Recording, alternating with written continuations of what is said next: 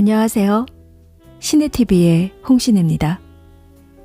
오늘은 박완서 작가님의 꿈을 찍는 사진사를 읽어드릴게요.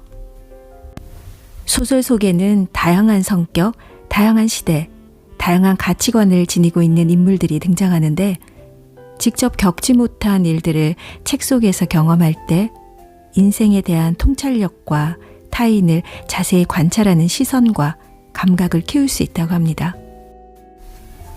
오늘 제가 읽어드리는 책과 함께 하시면서 편안한 하루 보내세요. 구독과 좋아요는 사랑입니다.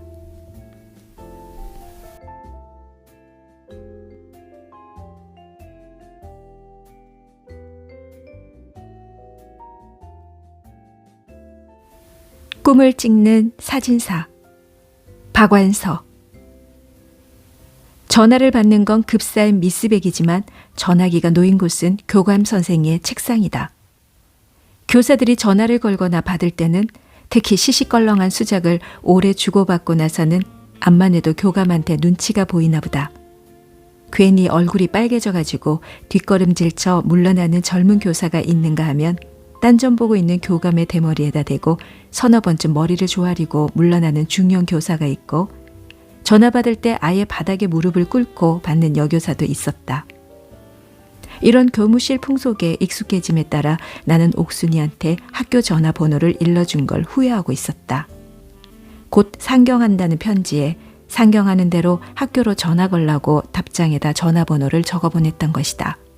그 눈치코치 없는 철부지가 내 목소리를 들으면 반가운 김에 얼마나 한없이 조잘되려 들까. 나는 옥순이가 새처럼 즐거운 소리로 한없이 조잘되는 걸 듣기를 좋아했지만 대머리 교감 입회하에 그 소리를 듣는다는 건 생각만 해도 등에서 식은땀이 흘렀다. 그러면서도 나는 미스백이 전화기에다 대고 날카로운 소리로 김 선생님이요? 우리 학교엔 김 선생님이 자그만치 8분이나 계신데요. 어느 김 선생님을 찾으시죠? 하고 짜증을 부릴 때마다 다음 호명이 혹시나 나한테로 떨어질지도 모른다는 즐거운 기대로 가슴을 죄었다. 그러나 미스백이 김영길 선생님 전화 받으세요! 한 적이 한 번도 없이 부임한 지 20일을 넘겼다. 그때까지도 내가 학교 전화번호를 가르쳐준 건 옥순이뿐이었다. 드디어 어느 날 미스백이 김영길 선생님 전화 받으세요! 했다. 나는 옥순이가 이제서 상경했구나. 와락 반가우면서도 짐짓 떨떠름한 얼굴로 뒤적이고 있던 가정환경조사서를 서너 장쯤 더 뒤적이고 일어섰다. 나의 이런 거짓을 야유하는 것처럼 미스백이 여자예요 하면서 한쪽 눈을 찡긋했다. 어린 나이에 안 어울리는 이런 능숙한 윙크에 나는 울컥 불결감을 느꼈다. 단상에 올라가자마자 우선 태극기에게 경례 먼저 하는 연사처럼 나는 잔뜩 긴장해서 공손하게 교감에게 허리를 굽히고 나서 수화기를 받았다. 전화 바꿨습니다. 김영길입니다. 교감을 지나치게 의식한 나머지 너무 격식대로 스스롭게 전화를 받았나 보다. 제가 찾는 김영길 선생님은... 옥순이는 내 목소리를 못 알아듣고 미아처럼 울먹이고 있었다. 늘씬하고 풍만한 몸매에 안 어울리게 생전 애송이티를 벗을 것 같지 않은 가련한 얼굴에 당장 굵은 눈물방울이 뚝뚝 떠는 것을 보는 것처럼 나는 어쩔 줄을 몰랐다. 대머리 눈치 같은 것 살필 계제가 아니었다. 나는 다급하게 악을 썼다. 나야 나! 바보 같으니라고. 그새 벌써 내 목소리까지 잊어먹었어? 몰라. 누가 선생님 아니랄까 봐. 티를 내느라고 어울리지도 않게 점잖은 빼가지고 남골 올리고 있어. 그래 미안하다. 언제 올라왔어? 어제. 근데 인지신고하기야? 어젯밤에 도착한 걸 아침엔 늦잠 자고. 그래 언니 집이 있을만 하겠어? 대한형이야. 언니는 물론 조카들까지. 부엌대기 삼으려고 그러는 거 아니야? 아니야. 형부 대신 삼으려고 그러나 봐. 그녀의 형부는 중동의 기술자로 파견돼 집을 비우고 있었다. 형부 대신? 니까지 걸? 나는 거침없이 낄낄댔다. 옥순이도 낄낄댔다. 대머리는 딴전을 보고 있었다. 대머리엔 털도 없지만 표정도 없으니 얼마나 다행인가. 웃음이 뚝 그쳤다. 나도 낄낄대기를 그만두고 숨을 죽였다. 젖비린내처럼 간지러운 입김을 쐴 수 있을 것처럼 그녀의 숨결이 가깝게 느껴졌기 때문이다. 이렇게 빨리 영길 씨 가깝게 올 수 있을 줄은 몰랐어. 엄마 속 안 썩이고 순리로. 그녀의 목소리가 비로소 차분해지고 성숙한 여인다운 정감이 담겼다. 옥순이와 나는 아직 정식 약혼은 안 했지만 양가의 부모가 거의 허락해준 사이였다. 그렇지만 지방에선 행색계나 하는 집안에서 딸을 성례하기 전 남자 곁으로 무작정 보낼 리는 없었다. 그녀는 편지할 때마다 그까짓 것 가출이나 할까봐 하고 응석을 부렸었고 나는 엄마 속 썩이지 말고 신부 수업이나 착실히 하고 있으라고 달랬었다. 그런데 뜻밖의 그녀의 큰언니가 집이 적적하니 그녀를 좀 올려보내달라고 친정에 부탁을 한 모양이다. 우린 다시 만나고 싶으면 언제든지 만날 수 있는 가까운 곳에 살게 된 것이다. 우리 일이 너무 순조로워 약간 캥기는데? 내가 말한 우리 일은 그녀가 내 곁으로 오게 된 것은 물론 지방의 시시한 대학 출신으로 쉽게 서울에서 일자리를 얻게 된 것 등 근래에 나의 이런저런 신변 변화가 모두 포함되어 있었다. 나는 내가 얻은 K중학교 사회교사직에 지극히 만족하고 있었다. 캥길 것 없어. 영길 씨가 좋은 사람이니까 일이 잘 되는 거니까. 아니야. 내가 착한 애니까 일이 잘 풀리나 봐. 글쎄, 영길 씨 때문이라니까. 글쎄, 너 때문이라니까. 쓰 소리가 나고는 전화가 끊겼다. 아마 공중전화인가 보다. 나는 나쁜 술을 놓는 것처럼 아쉽게 아껴가며 수화기를 놓았다. 미처 내가 자리로 돌아오기도 전에 다시 전화벨이 울렸다. 나는 뛰어갔다. 미스백과 나는 동시에 수화기를 잡았다. 내전할 거야. 필요 이상으로 단호하고 험악하게 말하고 수화기를 빼앗았다. 미스백이 팽 하고 코 푸는 소리를 내고는 돌아섰다. 저 김영길 선생님 좀... 옥순이지? 나야. 싸움은 뒀다 하고 빨리 용건 먼저 말해야 할까 봐. 나 이게 마지막 동전이거들랑. 뭐라고? 그렇게 돈이 없어? 동전이 마지막이랬지. 누가 돈이 마지막이랬어? 종이돈은 있어. 많아.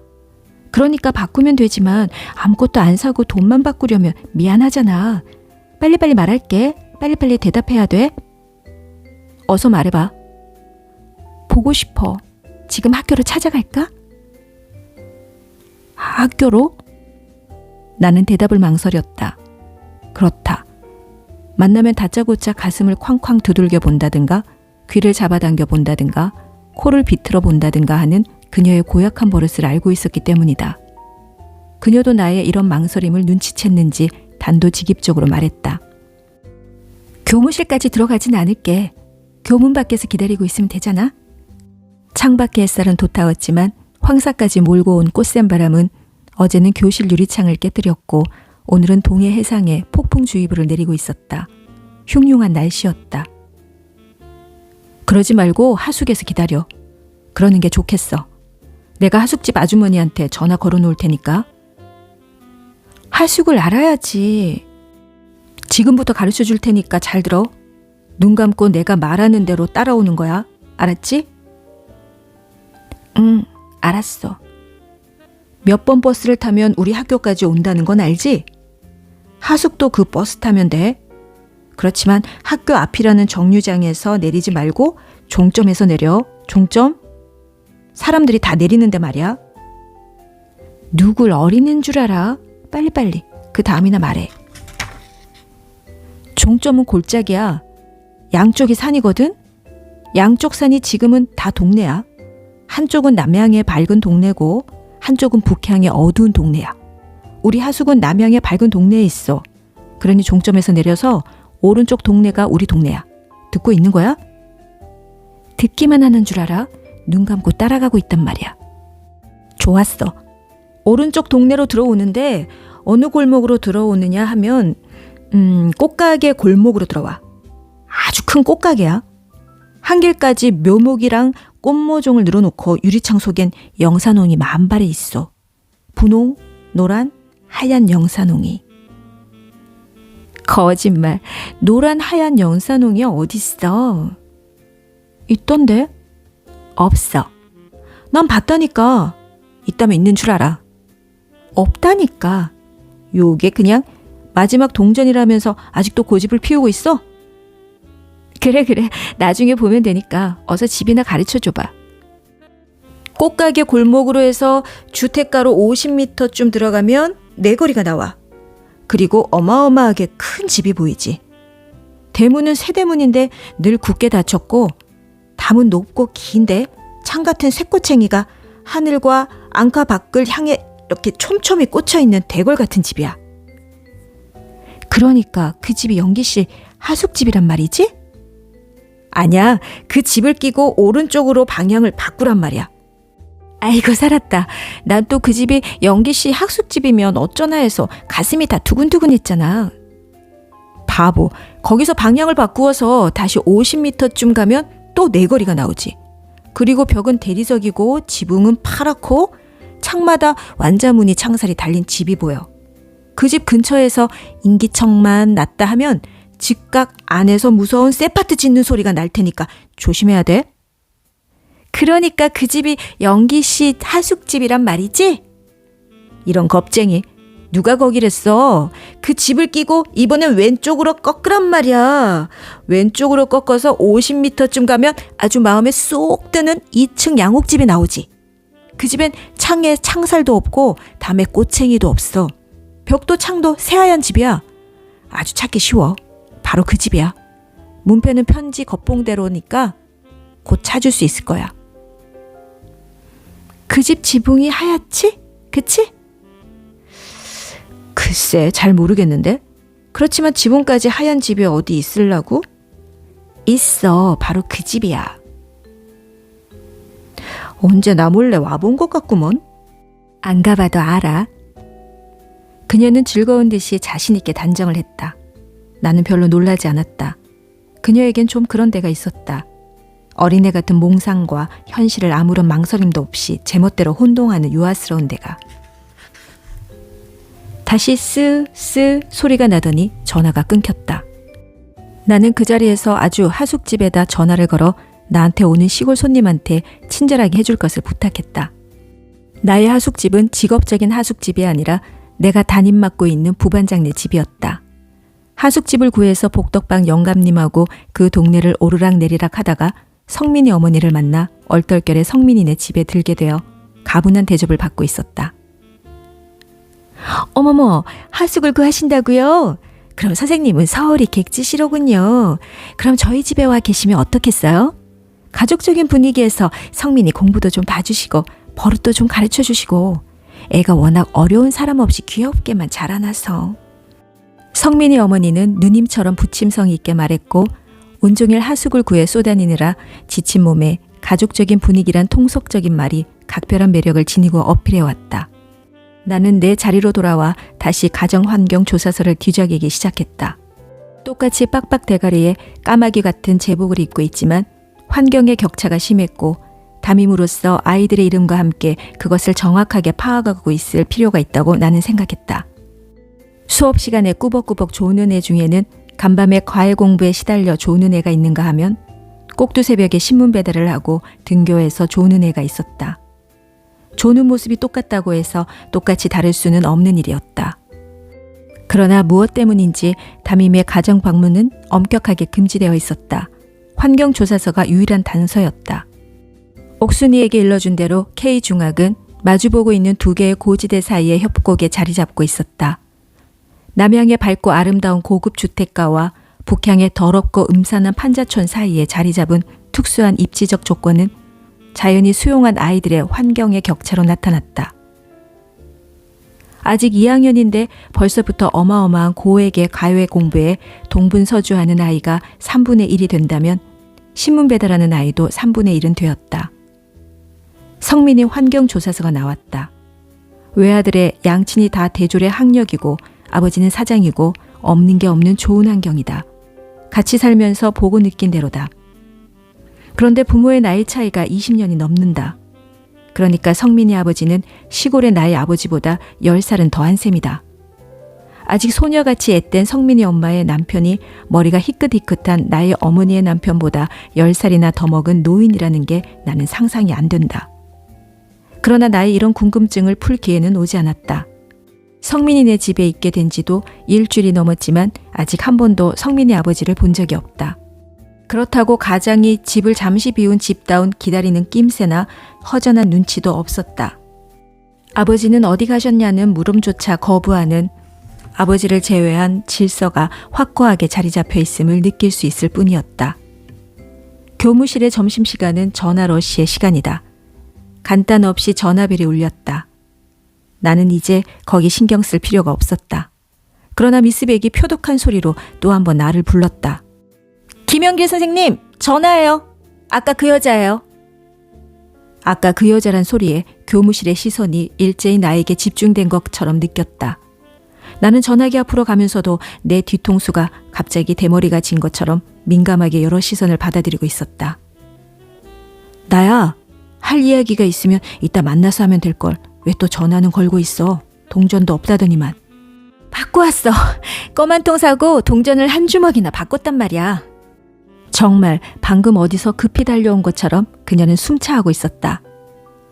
마합소사, 그래 동전 한 주먹을 다 전화를 걸겠단 말이지? 아니야, 꼭 한마디만 하면 돼. 말해봐 어서. 나는 약간 짜증스럽게 말했다. 하얀 집 말이야. 하얀 집이라니? 영길 씨 하숙집 말이야. 그 집은 꿈을 찍는 사진관이야. 꿈을 찍는 사진관? 응, 꿈을 찍는 사진관. 그러니까 영길 씨는 꿈을 찍는 사진사지. 안 그래?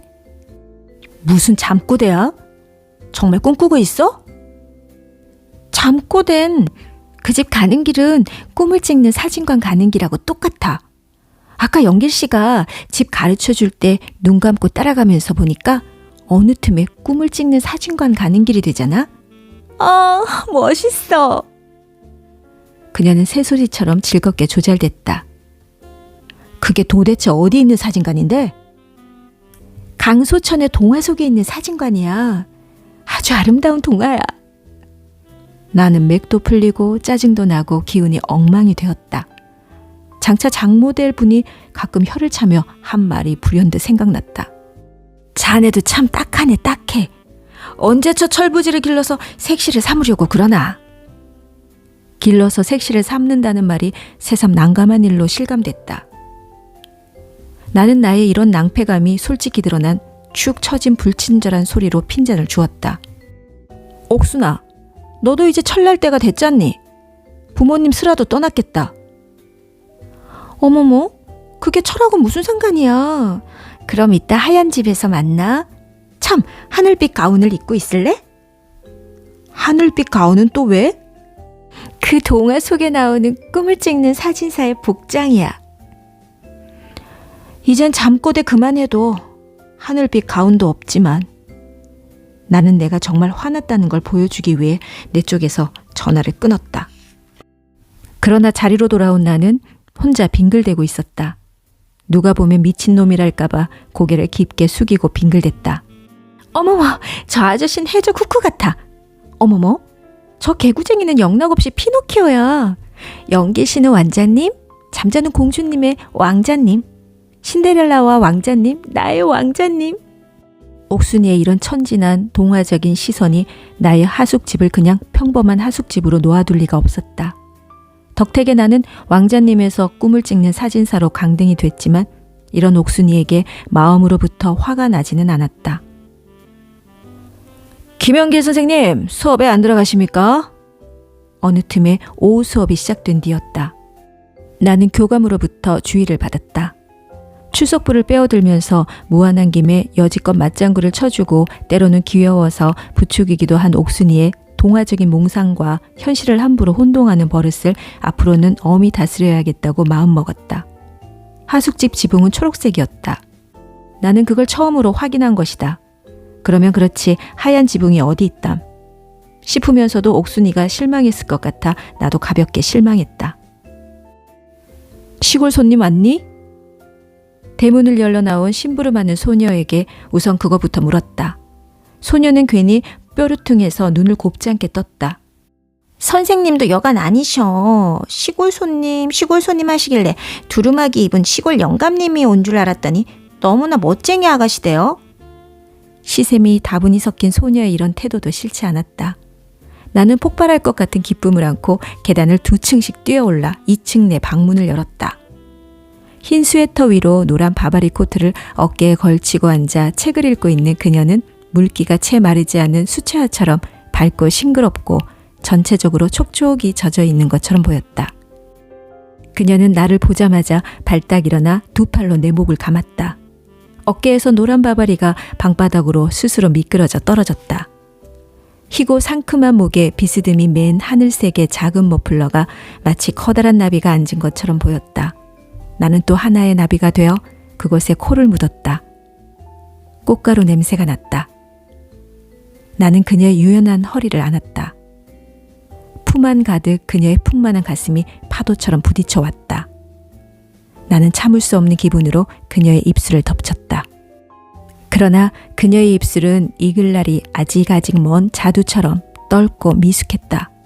그리고 건강하고 새하얀 이빨은 단단하게 닫혀 있었다. 그녀는 한 번도 나의 입술을 거부한 적이 없었지만 늘 그 모양이었다. 단단하게 맞물린 그녀의 이빨은 나에게 미제 지퍼를 연상시켰다. 어렸을 때 내 싸구려 잠바의 앞 지퍼는 자주 고장을 일으켜 잠갔는데도 열려있기가 일쑤였다. 이런 나를 얕보듯이 내 작은 자기 잠바의 지퍼는 얼마나 유연하게 오르내린다는 것과 또 한 번 잠그면 아무리 양쪽에서 잡아당겨도 절대로 벌어지지 않는다는 것을 시험해 보여주고 나서는 으스대며 덧붙였었다. 내 잠바 지퍼는 미제거든. 그녀는 견고하게 맞물린 이빨이야말로 미제 지퍼였다. 나는 한 번도 그녀의 미제 지퍼를 돌파해 본 적이 없었다.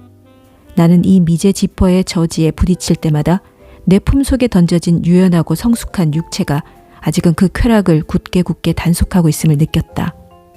그러나 그것은 결코 기분 나쁜 느낌은 아니었다. 나는 아기 달래듯이 부드럽게 그녀의 등을 토닥거렸다. 실은 그런 욕정을 통해 나 자신의 욕정을 달래고 있었다.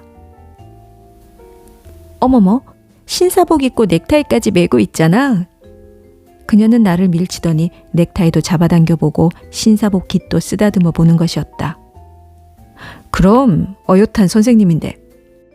어색하지 않아. 하나도 안 어색하고 아주 잘 어울려.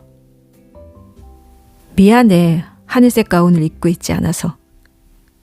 그래도 영길 씨는 내 꿈을 찍는 사진사야. 내 꿈은 뭐니? 영길 씨가 이 세상에서 제일 훌륭한 선생님이 되는 것. 만약 영길 씨가 딴 학교로 달려가면 아이들이 엉엉 울면서 심리는 따라올 만큼 좋은 선생님이 되는 것.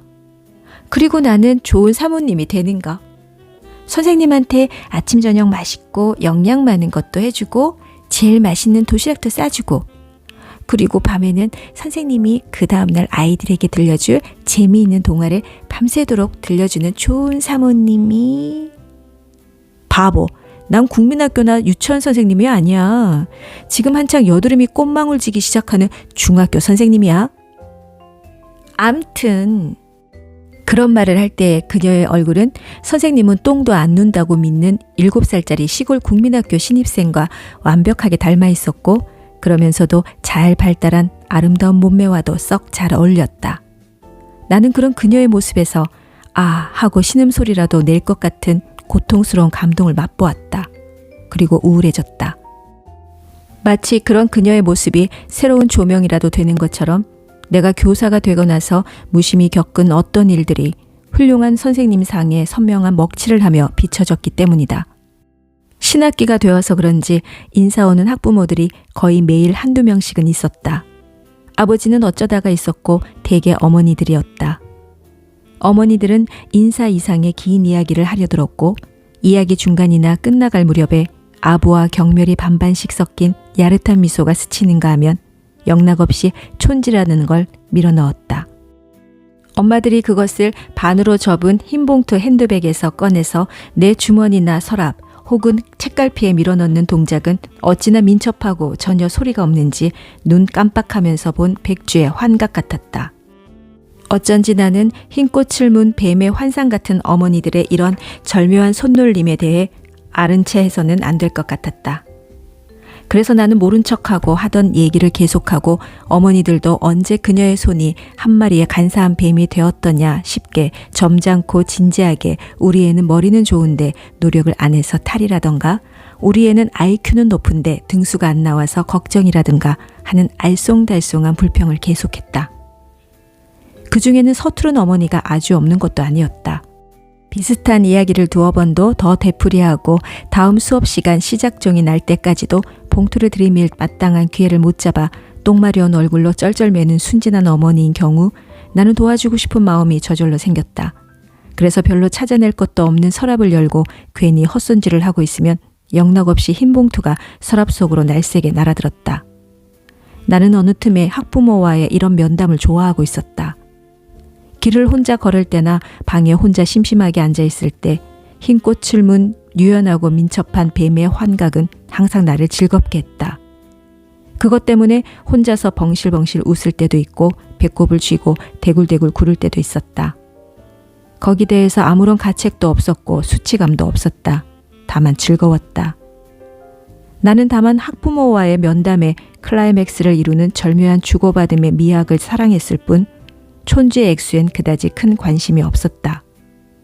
더군다나 그것을 어떻게 써야겠다는 것을 생각해 본 적이 한 번도 없었다. 아직 나는 그 촌지를 한 푼도 축내지 않고 있었다. 거기까지는 정말 부끄러운 건 하나도 없었다. 큰 소리로 옥순이에게 그 얘기를 들려주고 같이 재미나 하고 싶을 지경이었다. 그러나 그 다음이 문제였다.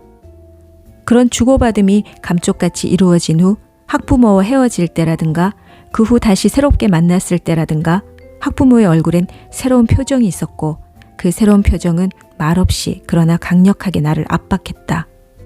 그것은 그런 주고받음이 있기 전엔 없었던 전혀 새로운 표정이었으니 학부모의 표정이라기보다는 그런 주고받음의 일반적인 흔적 같은 거였다.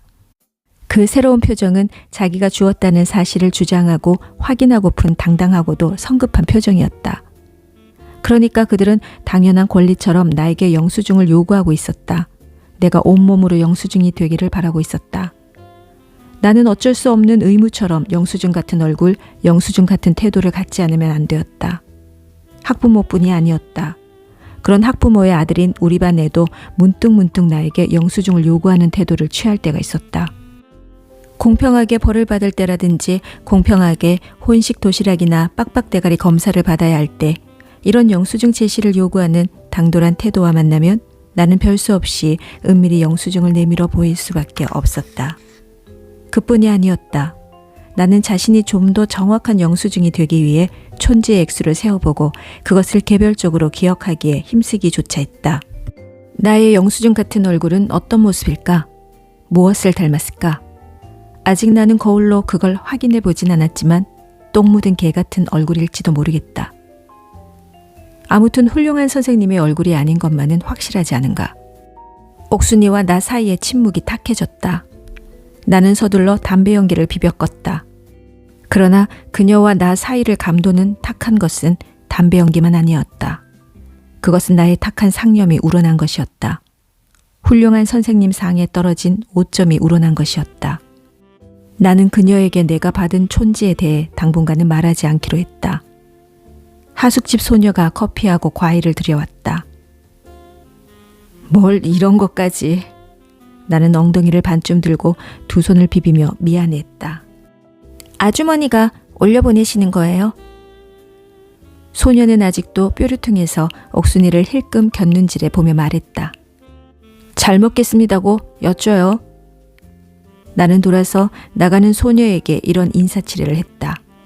소녀는 돌아보지도 않고 대답도 안 했다. 소녀의 뒤통수에 난 가랑머리를 위한 흰 가르마가 삐뚤삐뚤한 게 문득 안쓰러웠다. 커피잔은 크고 두툼하고 과일은 깎지 않고 알채 작은 소쿠리에 담고 과도가 곁들여져 있었다. 나는 이런 소탈한 대접을 해주는 성민이 엄마에게 처음으로 친밀감을 느끼면서 처음 만난 날 그녀가 말한 가족적인 분위기라는 것이 바로 이거로구나 생각했다. 실상 그녀는 가족적인 분위기라는 말로 나를 꼬셨겠지만 내가 이리로 오고 나서 한 번도 그 가족적인 분위기란 것을 맛보게 해주지는 않았었다. 과분하게 융숭한 대접을 해주었지만 손님과 주인이라는 예절에서 한치도 어긋나지 않는 냉담한 대접이기도 했다. 나는 흐뭇한 마음으로 빛깔 고운 홍옥을 바지에 쓱쓱 문질러서 윤을 내가지고 옥순이에게 내밀었다. 미제 지퍼처럼 단단히 맞물렸던 옥니가 새빨간 사과에 흠집을 내는 감각적인 소리를 듣고 싶었다. 그러나 옥순이는 두 손으로 뒷짐까지 지면서 막무가내 사과를 받지 않았다. 싫어. 안 먹을래. 왜? 사과 좋아하잖아. 사과는 좋아하지만 이 집 주인 아줌마가 기분 나빠서 싫단 말이야. 왜? 옥순이한테 뭐라고 그랬게? 뭐라고 그러긴. 아무 소리도 안 하고 아래 위로 한번 쫙 째려보는데 꼭 찬물을 끼얹는 것처럼 소름이 끼쳤어. 별소리를 다 듣겠네. 정말이야. 그 여잔 첫눈에 날 싫어하던데? 싫어하고 좋아하고가 없잖아. 오늘이 초면인데. 그러니까 기분 나쁘지. 뭐가 기분 나빠. 어서 기분 풀고 사과나 먹어. 안 먹을 거야. 절대로. 사과가 무슨 죄니? 백설공주 꾀에는 마귀할 몸에 사과도 아니겠다. 아첨 떨지마. 징그러워.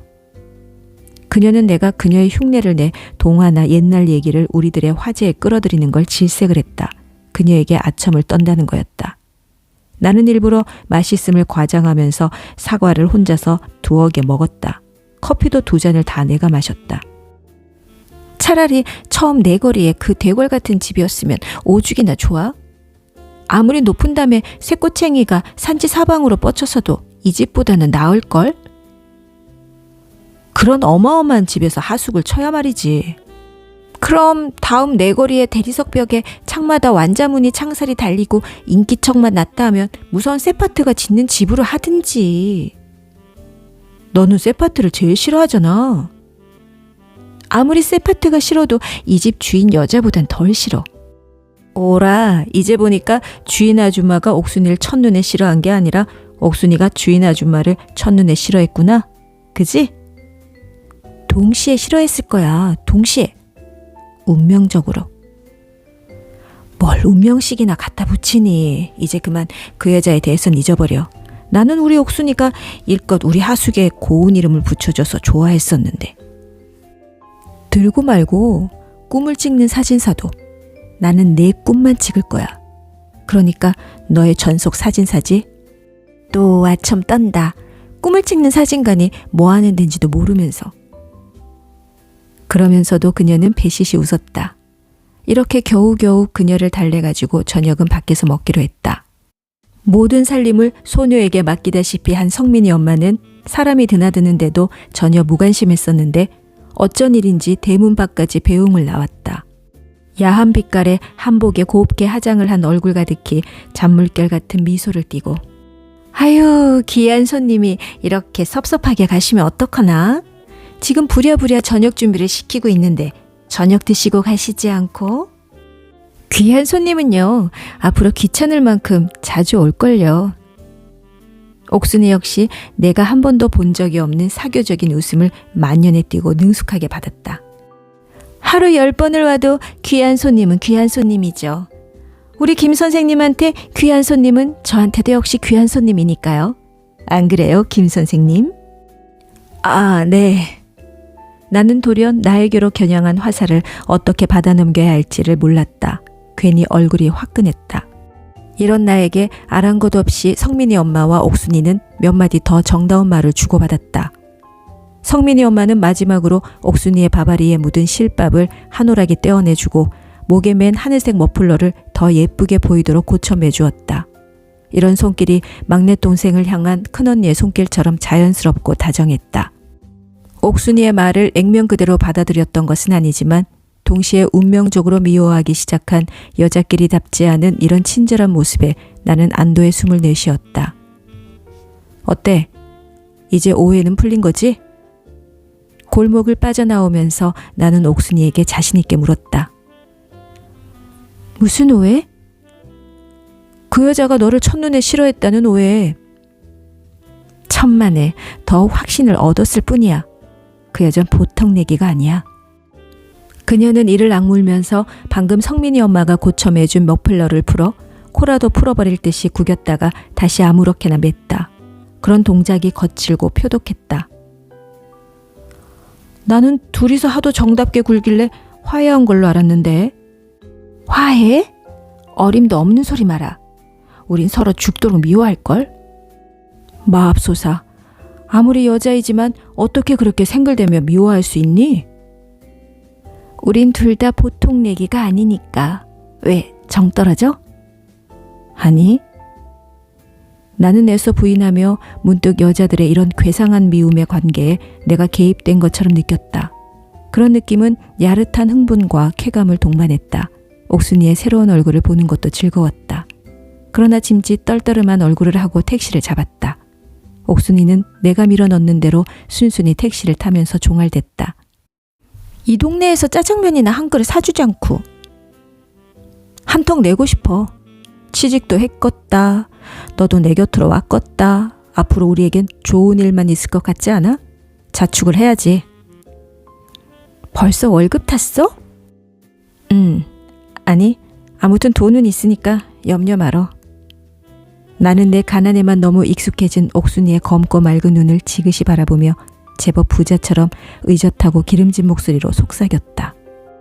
내 안주머니엔 오늘 받은 촌지가 들어있었다. 나는 아직 반으로 접은 하얀 봉투 속에 내용물을 꺼내보진 않았지만 알고 있었다. 얄팍하면서도 뼈대는 못 속일 것 같은 기품 있는 감촉으로 봐서 틀림없이 큰 거 한 장은 들어있을 터였다. 그거 한 장만 가지면 깨끗하고 조촐한 집에서 양식을 먹고 맥주 2병쯤 마시고 나면 아마 택시값 정도는 떨어질까 몰라. 우리의 오붓한 자축을 위해 넘치지도 모자라지도 않는 맞춤한 액수였다. 촌지를 간직하고 있는 앞가슴이 풍선처럼 부풀었다. 사랑하는 여자를 데리고 읍의 더러운 중국집이 아닌 분위기가 있는 도회 양식집에서 고상한 음악을 들으며 식사를 한다는 건 얼마나 즐거운 일이 될 것인가. 문득 촌지를 받아보긴 여러 번이지만 지금 처음으로 소비하려고 하고 있다는데 생각이 미쳤다. 촌지를 어떻게 써야겠다고 구체적으로 계획하고 있는 건 없지만 이렇게 써서는 안 될 것 같았다. 물론 그것을 받았다는 것부터가 결코 떳떳한 일이 아니라는 것도 처음부터 알고 있었다. 그러나 교무실 분위기나 딴 교사들의 거동으로 미루어 짐작건대 그것을 사양에 받댔자 우스꽝스러운 쇼로 비춰질 건 뻔했다. 마치 조화사절이라고 써붙인 상갓집처럼.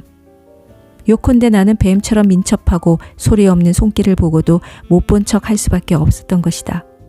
이왕 그걸 거절하지 못한 바에야 좋은 일에 씀으로써 그 떳떳지 못함을 정화할 궁리나 하는 게 상책이었다.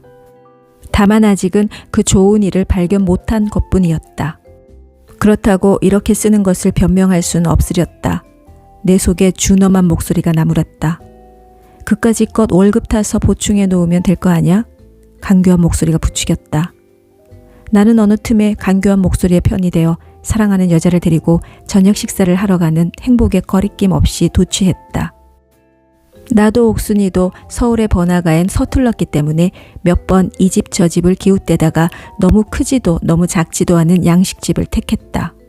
분위기가 깔끔하고 식탁으로 늘어진 등이 은은하고 아름다운 집이었다. 무엇보다도 그런 도회적인 분위기하고 썩 잘 어울리는 옥순이가 나를 즐겁게 했다. 나는 편안했고 행복했다. 옥순이는 우리 고장에선 행색계나 하는 유복한 집의 막내딸이었고 언니 오빠가 모두 도회에 나가 자리 잡고 사는 이만큼 그 고장에선 파격적인 멋쟁이였다. 그런 멋쟁이 아가씨에게 나는 그 고장에서도 제일 더럽고 값싼 중국집에서 짜장면 사주기를 좋아했었다. 그건 학대의 쾌감 같은 거였다. 동시에 그런 학대에 고분고분 순종하는 모습을 통해 그녀의 사랑을 확인하고 내 열등감을 무마시켰던 것이다. 그러나 이제 그럴 필요는 없다. 그녀와 나는 동등하다. 나는 행복했지만 그녀도 행복해 보였다.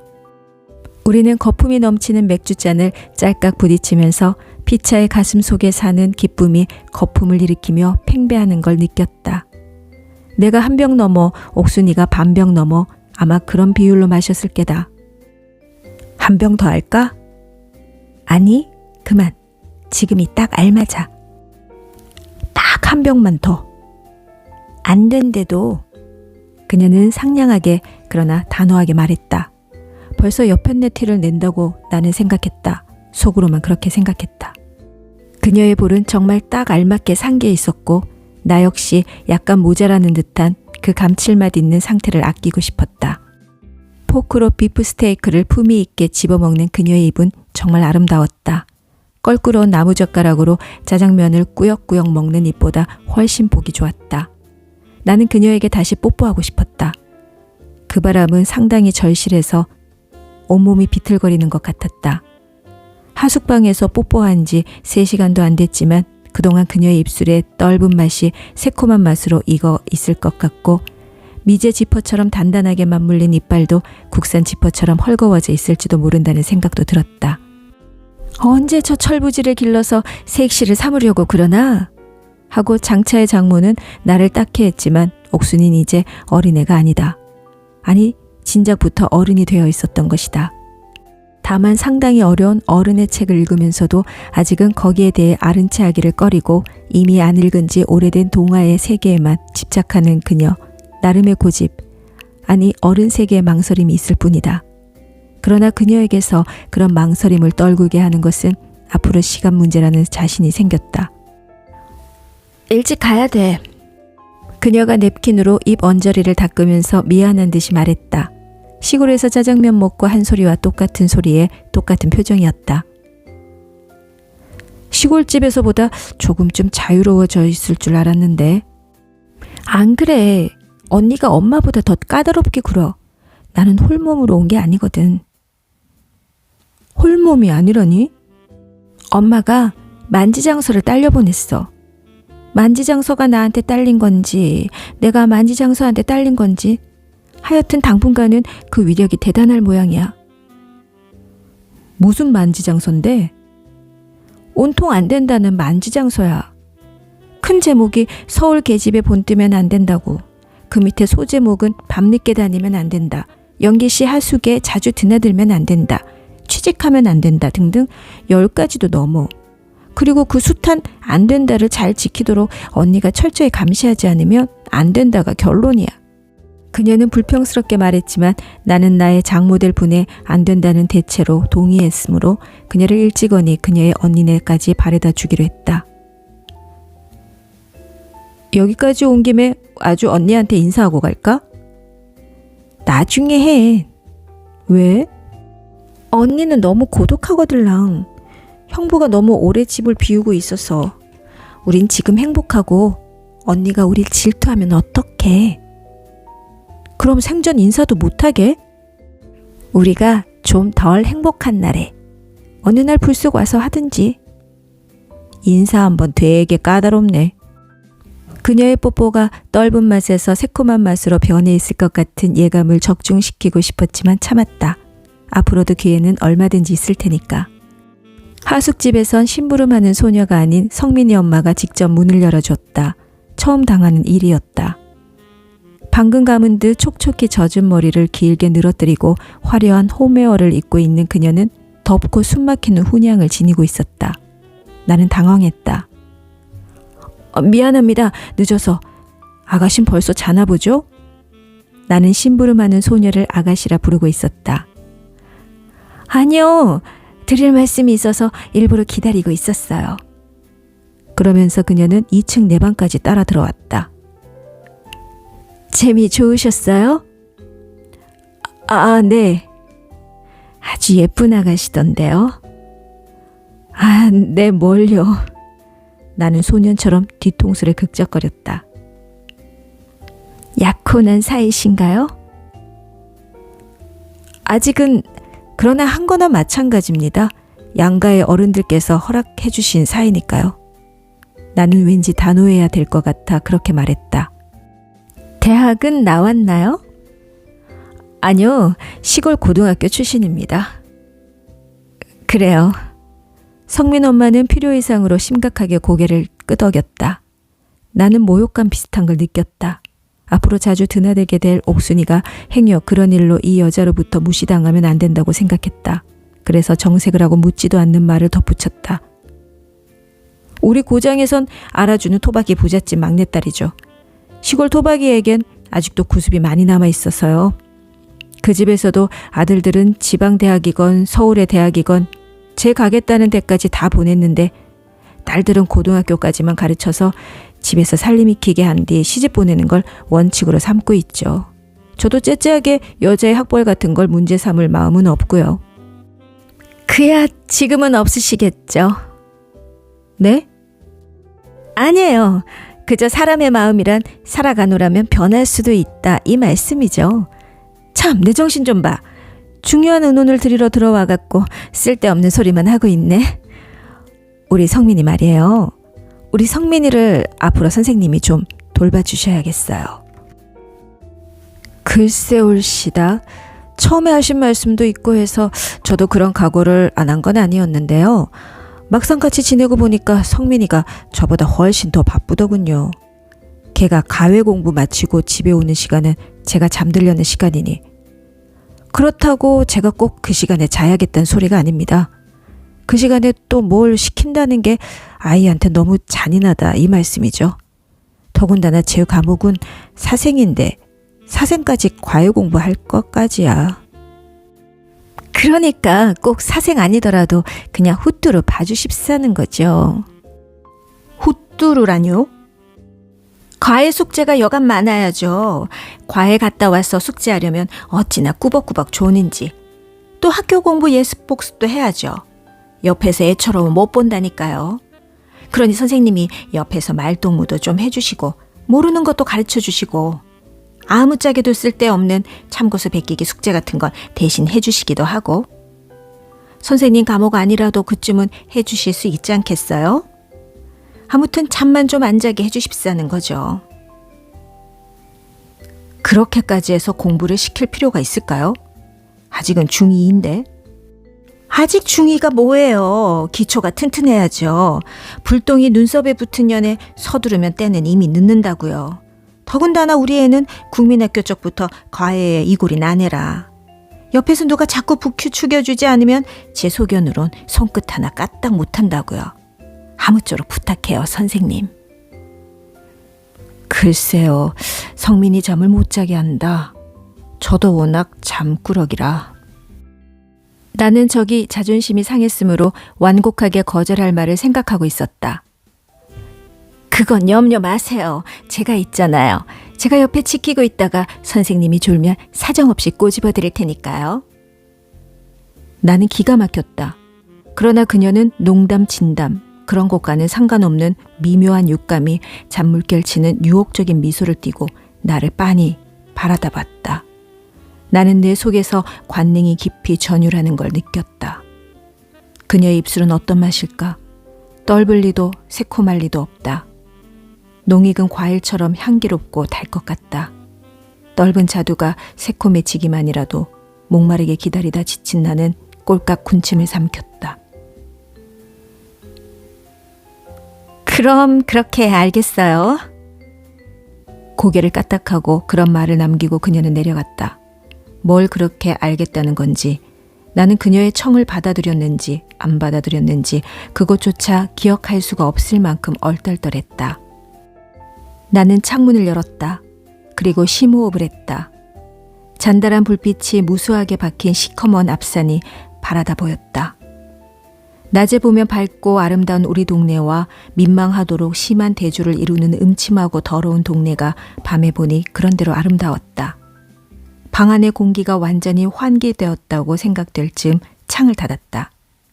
아무 장식도 없는 방에 딱 하나 있는 거울 속에 내 얼굴이 비쳤다. 여지껏 낯익은 내 얼굴이 아니었다. 너는 뭐냐? 그렇게 묻는 내 소리 없는 물음에 거울 속에서도 너는 뭐냐? 하는 건방진 물음을 보내왔다. 나는 한참 만에 꿈을 찍는 사진사라는 대답을 생각해낼 수가 있었다. 그 말을 해줄 때의 옥순이의 맑고 검은 눈이 생각나면서 내 기분은 빠르게 회복됐다. 나는 기분이 썩 좋을 때 하는 버릇으로 휘파람을 불었다. 밤에 휘파람을 부는 건 사위라고 질색을 하던 어머니의 생각이 났지만 그대로 휙휙 불었다. 옥순이가 바라는 대로 훌륭한 선생님이 돼야지. 이렇게 마음을 다져 먹으려고 하는데 또 그놈의 촌지 생각이 났다. 나는 받아서 모아만 놓고 아직 어떻게 쓸지를 모르고 있는 촌지를 꺼내서 그 총액을 셈해보기 시작했다. 무엇 때문인지 나는 개별적인 액수는 외다시피 하고 있으면서 총액을 셈하기는 피하고 있었던 것이다. 그건 촌지라는 걸 그만큼 경시하고 촌지의 영향을 절대로 안 받겠다는 내 심리적인 제스처였는지도 모른다. 그런데 내가 교사가 된 지는 20일밖에 안 되는데 내가 받은 촌지의 총액은 나의 한 달 월급보다 많았다. 앞으로 촌지가 더 들어올 것을 예상한다면 월급의 배가 될 수도 있을 것이다. 나는 길에 가다 호젓한 곳에서 돈뭉치 비슷한 걸 발견하고 집을까 말까 망설일 때처럼 가슴이 두방망이질하는 걸 느꼈다. 이걸 어쩐다. 이걸 어쩐다. 나는 서성대고 끙끙댔다. 촌지, 그야말로 작은 뜻이 한 달을 일한 정당한 보수보다 많다는 건 크나큰 횡재 같으면서도 한 달의 신성한 수고에 대한 얼마나 엄청난 모욕인가. 더군다나 처음부터 나는 내가 얻은 일자리일 뿐 아니라 거기 따른 보수에 대해서도 만족하고 있었거늘 이게 무슨 꼴이란 말인가. 월급보다 많은 촌지를 뒤집으면 촌지보다도 적은 월급이 된다. 이게 무슨 꼴이람. 이게 무슨 꼴이람. 나는 분개하고 또 분개했다. 촌지보다 적은 내 월급에 분개하고 중위의 불침범 노릇을 해야 하는 내 하숙 생활에 분개했다. 아무리 옥순이가 근사한 이름을 붙여줬어도 촌지보다 적은 월급을 받는 내 직업은 초라할 수밖에 없었다. 그러면서도 그것 참 괜찮은데 하며 슬며시 입맛이 동하는 것 또한 어쩔 수 없었다. 그런 의미로 촌지는 나에게 연불보다는 잿밥에 잿밥이 될 수도 있을 것이다. 나는 혼란을 거듭했다. 거듭하다 못해 아래층으로 내려가 세수를 하고 마당으로 나갔다. 혼란을 수습하기 위해 우선 머리를 식혀야 할 것 같았다. 마당엔 푸른 수은등 불빛이 달빛처럼 넘치고 있었고 아직 앙상한 나뭇가지들이 그 섬세한 선을 잔디 위로 떨구고 있었다. 아직 추운 날이었지만 나무들이 봄을 위해 설레는 야릇한 낌새가 느껴졌고 그런 낌새는 전염병처럼 나에게로 옮아붙었다. 나는 옥순이는 지금 뭘 하고 있을까를 생각하고 성민이 엄마는 어떤 모습으로 잠들었을까를 생각하면서 피가 더워지는 걸 느꼈다. 그러나 그런 야릇한 낌새는 나무들한테서 옮아온 게 아니었다. 성민이 엄마한테서였다. 그녀는 땅에서 솟은 것처럼 인기척도 없이 내 앞에 서 있었다. 나는 두어 걸음 뒷걸음쳤다. 웬일이십니까? 아직 안 주무시고. 선생님은요? 저는 저 잠이 안 와서요. 나는 죄 지은 것처럼 더듬댔다. 저는 성민이를 기다리고 있었어요. 그녀가 나보다 훨씬 떳떳했다. 아직도 과외에서 안 돌아왔나요? 네, 곧 돌아올 시간이에요. 매일 밤 이렇게 밖에서 기다리시나요? 네, 어떤 때는 저만치 마중을 나가기도 하죠. 성민이 아버진 왜 안 기다리십니까? 나는 그 말을 불쑥해놓고는 아차했지만 이미 주워 담을 수는 없었다. 네?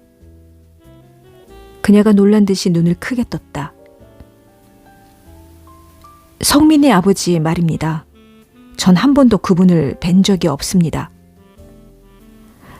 뵐 수가 없죠. 가끔 그것도 낮에만 잠깐씩 오시니까요. 낮에만? 네, 낮에만. 왜요? 그게 궁금해요? 그녀의 얼굴에 공깃돌을 놀리는 소녀 같은 장난스러움이 서렸다. 네, 궁금합니다. 그건 비밀인데. 비밀이요? 그렇지만 가르쳐 드릴게요. 우린 친하니까 기 좀 빌리세요. 그녀는 내가 뒷걸음칠 새도 없이 성큼 다가왔다. 부드럽고 향기로운 입김이 귓바퀴를 간지럽혔다. 저는 요거거든요, 요거. 내 눈앞에 그녀의 주먹 쥔 손에서 새끼손가락이 하나 까딱까딱 인사를 했다. 빨간 손톱도 보였다 말았다 했다. 요거라니요? 나는 머리가 멍한 채 바보같이 되물었다. 다시 한번 그녀의 더운 입김이 귓바퀴를 간지럽혔다. 바보, 요것도 몰라요? 작은 집, 소실, 첩. 그리고 날카로운 웃음소리가 들렸다. 잘 익은 종기에 메스를 꽂듯이 그녀의 웃음은 나의 불결한 호기심을 산뜻하게 찔렀다. 수업이 없는 시간에 성적표에 중간고사 성적을 매기면서 나는 우울했다. 2학년 전체 수석이 우리 반에서 나와 체면은 섰지만 반평균은 꼴찌였다. 성적순으로 공평하게 학급 편성을 했을 터인데도 7, 80점대의 중간층이 귀하고 아주 잘하는 애와 아주 못하는 애의 두 층이 두드러지는 반이었다.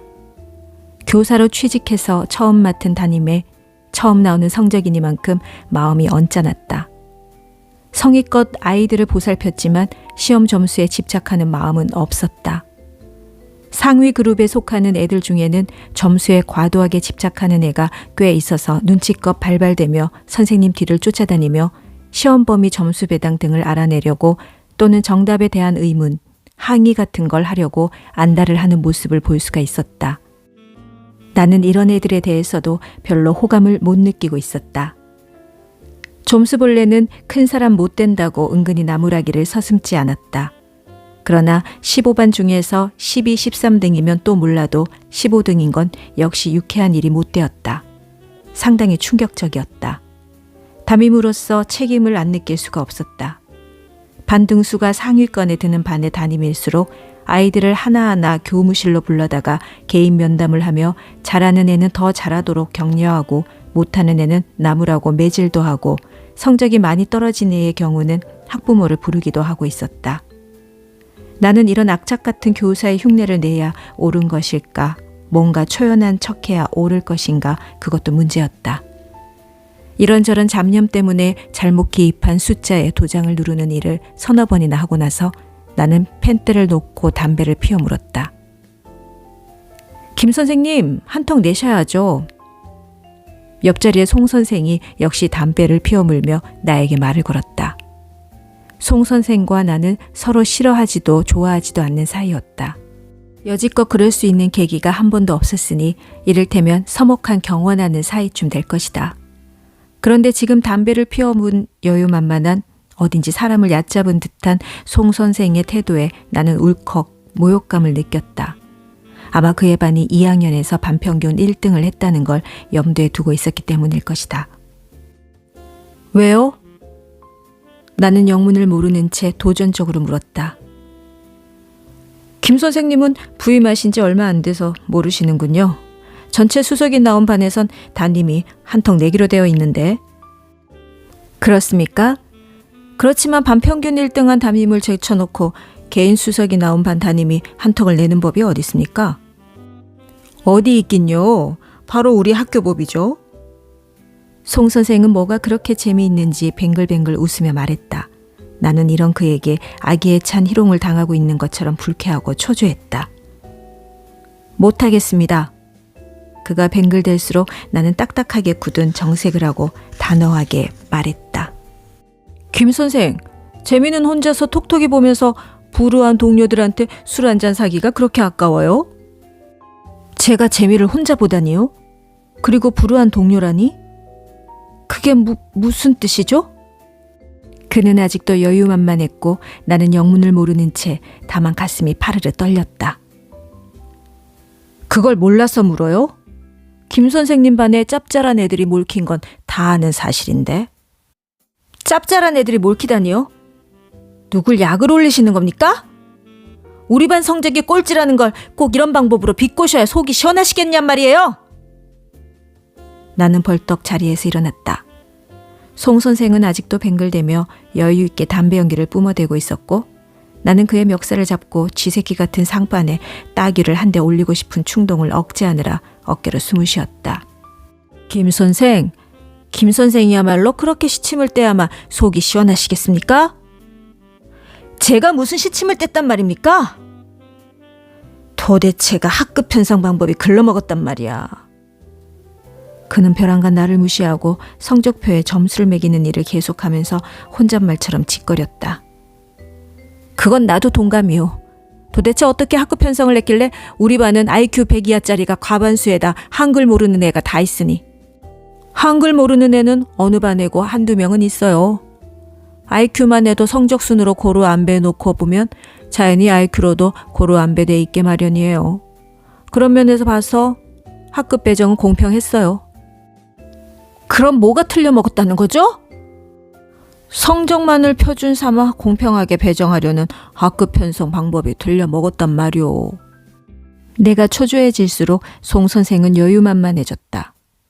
그러나 입가에 뱅글대는 웃음을 거두고 아기를 보다 노골적으로 드러내고 있었다. 나는 진땀을 흘리며 볼펜 꼭지를 송곳니로 지씹었다. 그럼 어떻게 배정을 해야 한다고 생각하시는데요? 애들 가정의 생활 정도와 부모의 관심도에 점수를 매겨서 공평하게 안배하는 방법이 제일 바람직하지만 그건 현실적으로 불가능하고 뻔하잖아요. 우리 학교에 아이들을 보내고 있는 부자 학부형의 수요는 그런 부자 학부형이 어느 한 반으로 몰키지 않게 골고루 나누어 갖도록 하자 이거죠. 호봉이나 실력에 관계없이 얻어 걸린 반에 따라서 담임 간의 엄청난 수입에 차별이 생긴다는 건 학원 부조리의 문제도 되고 교사의 사기에도 관계되는 문제니까. 송 선생의 의도가 이제 분명해졌다. 나는 얼굴이 화끈대려고 그랬다. 흰 꽃을 문 뱀처럼 유연하고 민첩한 학부모의 손길이 흰 꽃 대신 가시를 물고 내 수치심을 찔렀다. 나는 나의 이런 민감한 수치심을 섣불리 송 선생에게 노출시켜서는 안 된다고 생각했다. 나는 짐짓 능청을 떨었다. 송 선생님, 그 남의 속 모르는 말씀 그만하세요. 우리 반은 성적만 꼴찌가 아니라 일기분 납입금 낸 성적까지 꼴찌라는 걸 모르시나요? 극빈자의 자녀가 우리 반만큼 많은 반도 드물걸요? 송 선생이 그걸 모를 리가 없었다. 교무실엔 각 반의 납입금의 수금 상태가 그래프로 되어 게시되어 있었다. 어쩌자는 그래프인지 교사가 세리가 아닌 바에야 그런 것으로 능력평가를 받아야 할 까닭이 없는데도 그것이 강박관념이 되어 작용하고 있는 것만은 사실이었다. 내가 교직 생활 3개월 미만에 벌써 실증을 느끼고 있다면 그놈의 그래프 때문이기도 했다. 퇴근 무렵에 서무실을 다녀와서 그래프의 높이를 꼼꼼히 쌓아 올리고 있는 교감의 대머리를 볼 때처럼 교직의 환멸을 느낄 때는 없었다. 실제로 벽돌을 쌓는 막노동하고라도 바꾸고 싶은 신선한 충동을 느꼈다. 그런데 지금 나는 궁색한 나머지 그 그래프로 변명의 여지를 만들려고 하고 있었다. 엉뚱한 변명하지 말아요. 쥐처럼 옹졸한 얼굴에 남의 속의 약점만을 꿰뚫어 보는 것 같은 송 선생의 소인스러운 눈이 빤히 나를 쳐다봤다. 엉뚱한 변명이라뇨? 그럼 엉뚱한 변명 아니면 납입금 못 내는 아이들 때문에 김 선생의 짭짤한 부수입이 손해날 건 하나도 없잖아요. 아무도 김 선생님한테 소득을 분배하라고는 하지 않았어요. 다만 한턱 내라고 했지. 한턱 내는 비용이 행여 김 선생 소득을 축낼까 봐? 그런 걱정도 안 해도 돼요. 그건 전체 수석한 애의 학부모가 다 알아서 해주게 돼 있으니까. 그건 또 무슨 말씀이죠? 두고 보면 알아요. 그것이 여지껏의 관례였으니까. 하긴 수석하고도 내 아들이 잘나서 수석했거니 하고 이런 인사치레에 눈 딱 감는 학부모가 없는 것도 아니지만 이번에 수석한 이강훈이 어머니쯤이면 그런 관례를 충분히 존중해 줄 만한 분이니까 곧 치맛바람이 불 거요. 당신이나 나나 치맛바람에 덩실덩실 춤이나 춥시다. 송 선생의 마지막 소리가 유난히 자포자기적으로 들렸다.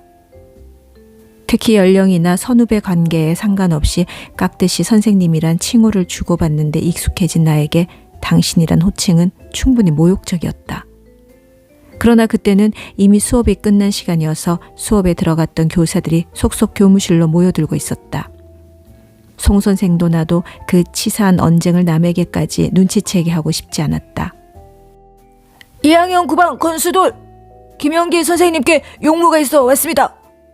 은성기의 갈라진 목소리가 귀에 거슬리면서 교무실을 찌릉찌릉 울렸다. 학생이 교무실에 볼일 보러 들어오려면 큰 소리로 신고를 하게 돼 있었다. 쉬는 시간이면 연이은 고성의 신고 소리로 귀청이 떨어질 지경이었다. 누가 만든 법인지는 몰라도 악법 위배는 틀림이 없는데 아무도 고칠 엄두를 못 내는 걸 보면 교장 선생님이 만든 법인지도 몰랐다. 권수돌은 누런이를 드러내고 씩 웃더니 노트장을 찢어서 꼬깃꼬깃 접은 걸 불쑥 내밀었다. 뭐냐? 우리 아버지가 선생님 갖다 드리랬어요. 권수돌도 아직 납입금을 못 내 며칠 전에 오늘까지 내마고 다집을 받은 우리 반 학생이었다. 가봐. 아침엔 이나 좀 닦고. 나는 그 꼬깃한 것을 그 자리에서 펴지 않고 수돌이 먼저 보냈다. 그것은 볼펜으로 또박또박 눌러 쓴 편지였다.